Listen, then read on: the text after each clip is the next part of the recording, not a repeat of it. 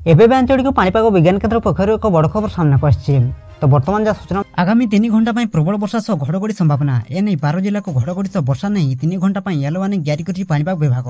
कटक खर्दा भुवनेश्वर गंजाम गजपति रायगड़ा कंधमाल कलाहांडी नुआपड़ा बलांगीर नवरंगपुर केन्द्रापड़ा जिला को yellow warning जारी कर तेज एसत घंटा को 30 ରୁ 40 किमी बेगर पवन बहवा नहीं सतर्क कराई पाणीपाग विभाग। एथिपाई जरूरी काम नथिले लोकों को घर न बाहर परामर्श दि जाइए।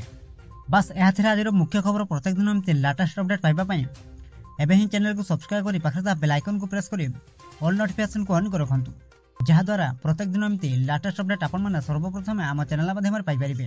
ब्यूरो रिपोर्ट जागरण टीवी।